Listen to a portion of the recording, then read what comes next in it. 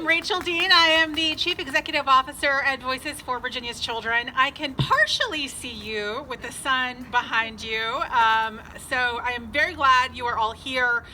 Voices is the state's only nonpartisan, nonprofit organization dedicated to multi-issue advocacy for the well-being of our young people. We are glad to be here with today with many of our partners and with you advocates in the crowd. It's cold out here, and today is a holiday, and a lot of folks have the day off today. So I am guessing that if you are outside in a cold February morning, that you must be out here for a pretty good reason. We are all here together this morning because we want Virginia to be a place where all young people can thrive, where all young people can live healthy lives, and where all young people can succeed in school. Is that what you all are here for? All right, make some noise.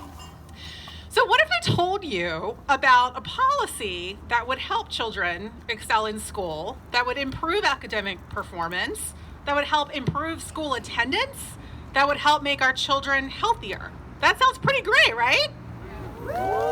Yeah.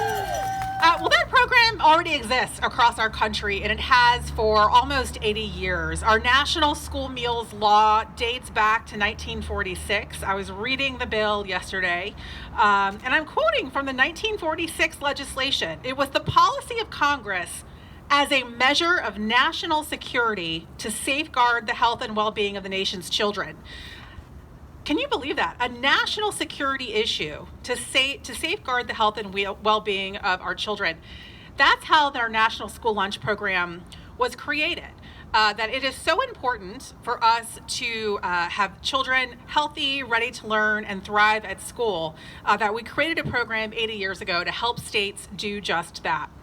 And it's important for us to continue to protect and advance school meals for all children, especially because so many children in Virginia are left out of free school meals because of income requirements, and you'll hear more about that today. It's hard for families out there. I can tell you that in RPS, where my children go to school, we are very glad to have healthy school meals every day for our children. It's just common sense, and it puts our children first. So thank you for being here today with us, standing to feed the future. I'm going to introduce a few of our speakers today, and then we'll do a chant at the end. Our first speaker is going to be Sandy Stokes, the president of the School Nutrition Association of Virginia. Sandy.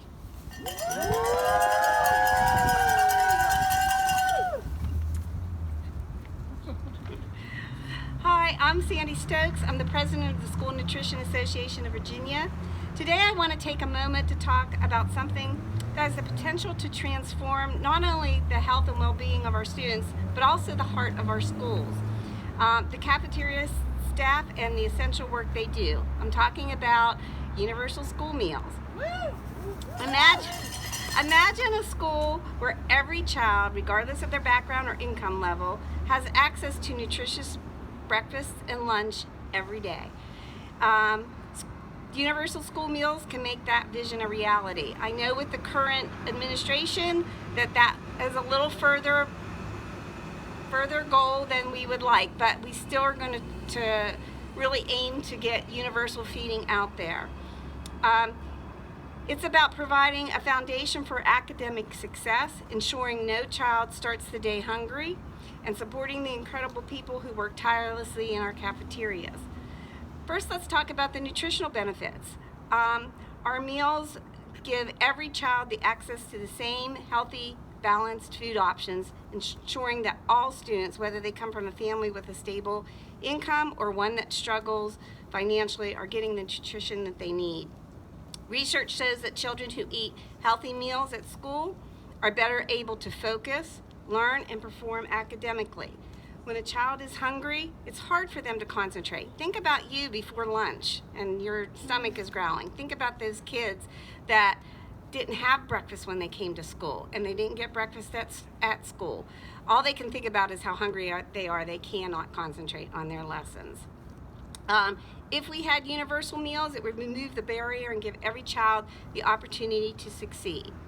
Now let's consider the impact on our school nutrition departments. These departments are really unsung heroes. They really are. They work hard every day behind the scenes and provide nutritious meals every single day.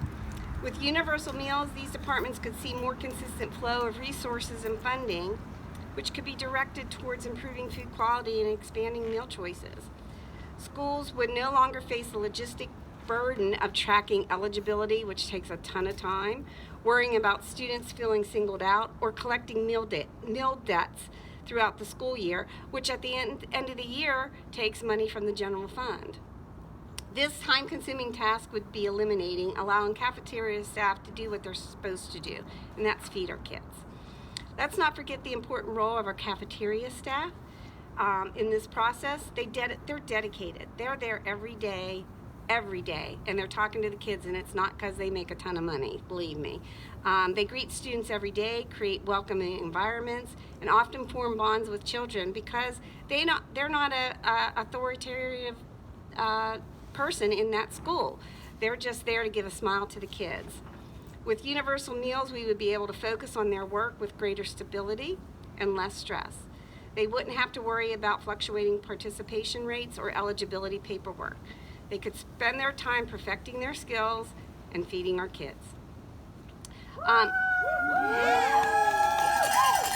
Universal meals also provide opportunity to create more inclusive school culture. When every child eats the same meal, it removes any stigma or shame associated with receiving a free or reduced meal. It's about creating a level playing field where no children feels different for getting help that they need. Kids go on the bus. It doesn't matter whether they can afford it or not afford it. They get bus transportation.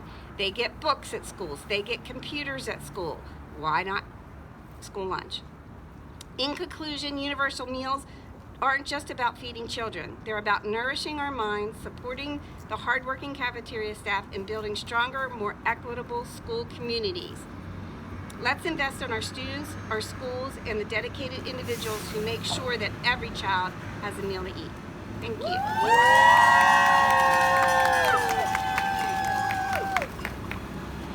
Thank you, Sandy. Our next speaker is a parent advocate with Chesapeake City Public Schools, Nikita Lambert. Good morning. I am so happy to be here this morning, so happy that this is even something that's happening. I have worked in the field of early childhood education for about 13 years now, and I'm excited to now be serving as the training and curriculum specialist for our nation's very first birth through 5 Child Development Center with the Armed Services YMCA down in Norfolk. Yes. Supporting military families. Today, though, I am here to speak. I drove about an hour and a half. I woke up at 4:45 this morning to get here because I'm speaking as the parent of a bright and beautiful first grader down in Chesapeake, Virginia. And I could talk for hours about why this cause should go forward and get funding, but I wasn't given hours, and it is cold. So, to put my heartsy and warm and fuzzy pleading aside, I would just like to say that feeding children just makes sense. Everything that we know biologically, neuroscience, about how people, and especially growing and developing children, learn optimally says that it cannot happen if they're not fed, if they're not properly nourished and taken care of. The computers won't matter, the curriculum won't matter, the facility upgrades won't matter if they do not have food in their stomachs. They won't be able to not only hear the information, but to process the objectives, the SOLs, all the quality interactions that are happening that we hope turn them into critically thinking, socially savvy problem solvers that we'll feel comfortable handing the baton to. Okay. And these no-cost meals should be available to everyone, because not only would that reduce stigma, but it allows room for life to happen without it impacting a child's ability to eat. To speak candidly, breadwinners can pass away. Families split up and become one-income households, and a lot of layoffs can happen, frankly. And the ripple effect of ensuring a child is fed at school through all of these changes benefits,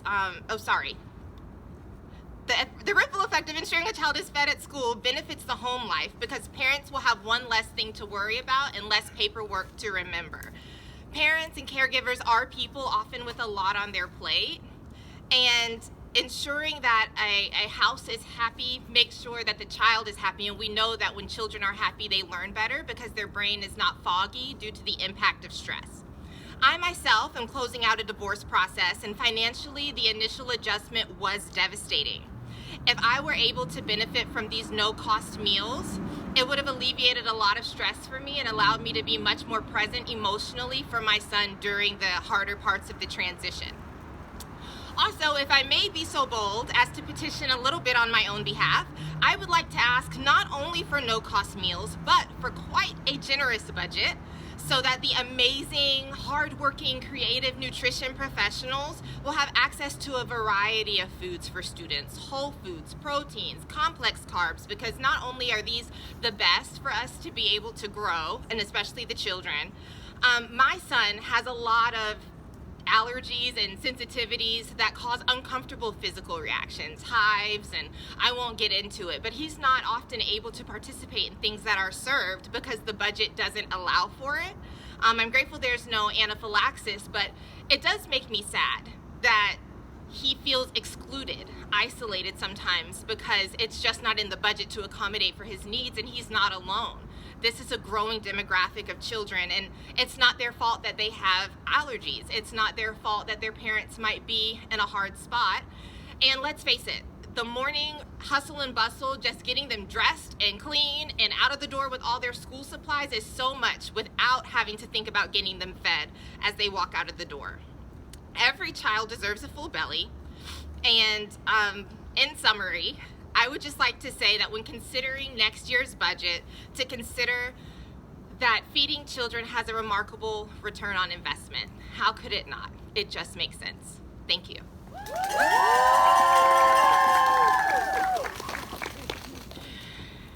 Thank you, Nikita, for those words. In addition to all of the advocates here today, advancing healthy school meals policy in Virginia would not be possible without legislative champions. We are so grateful to have Delegate Elizabeth Bennett Parker with us today to say a few words about healthy school meals for all. Delegate Bennett Parker. Good morning. It is so nice to see all of you. Thank you all so much for coming out on this chilly but sunny morning, and thank you for all of your advocacy on school meals. We are so grateful for you. I know we all understand and agree with the importance of school meals, not only for students, but for families, for teachers, for school nutrition professionals. I know it has so many different positive benefits.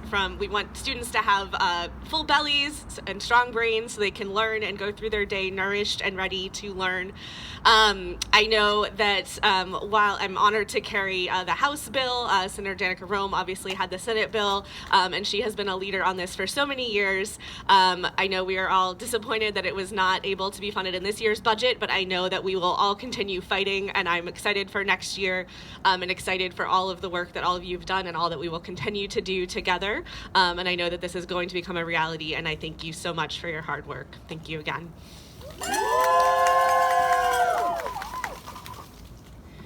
All right, I am pleased to introduce the person who brought us all together today, Voice's Senior Policy Analyst, Emily Moore, who has some remarks on behalf of the Healthy School Meals for All Coalition.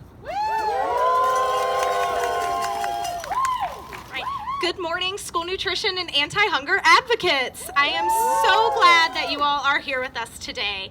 My name is Emily Moore, Senior Policy Analyst at Voices for Virginia's Children, and I am both energized and overjoyed to see so many familiar faces, but also so many new folks who are here in community with us and building relationships with us and advocating for this critically important policy.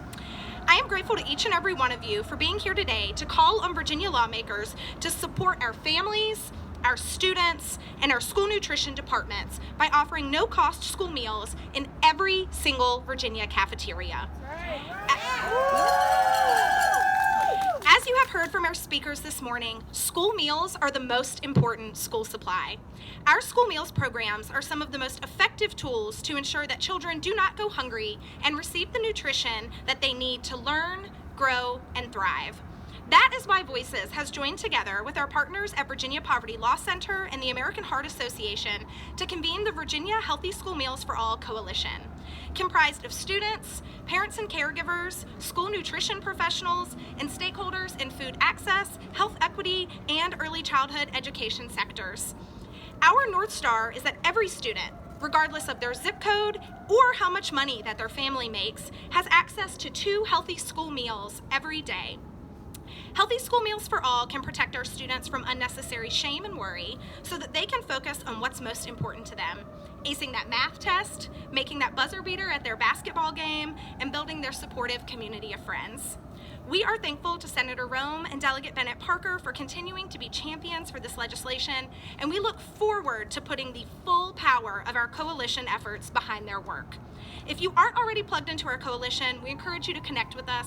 We would love to have you join the movement to make young people the agenda in the halls of power.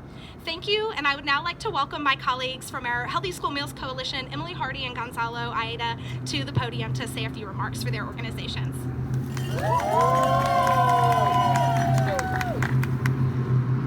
Good morning, Emily Hardy with the Virginia Poverty Law Center. I'm gonna wait a second.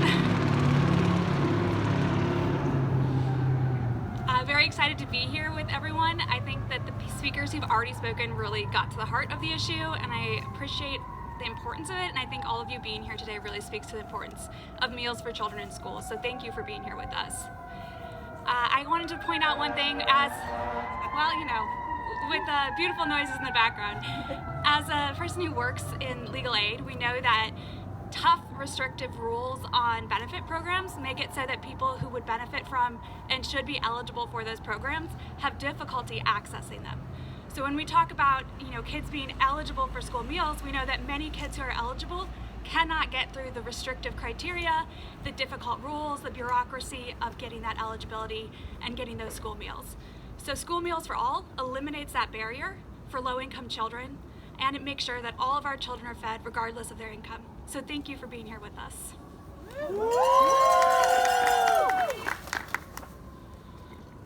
Good morning, everyone. I'm so happy to see so many folks here today. I'm Gonzalo Aida with the American Heart Association here in Virginia. And the American Heart Association is proud to be a part of this coalition and fighting the good fight for Virginia's children to make sure that no child goes to school and tries to learn on an empty stomach. I'm also speaking today as a proud parent of a kindergartner in Virginia's public schools, and my son currently goes to a school that does provide free breakfast and free lunch, and he loves his school lunch and his school breakfast every day. He talks about it when he gets home. I think they might cook better than us, but I don't know. But the American Heart Association, like I said, we're proud to be a part of this fight. We will continue to be a part of this fight until Virginia meets their obligation to Virginia's children and feeds our kids.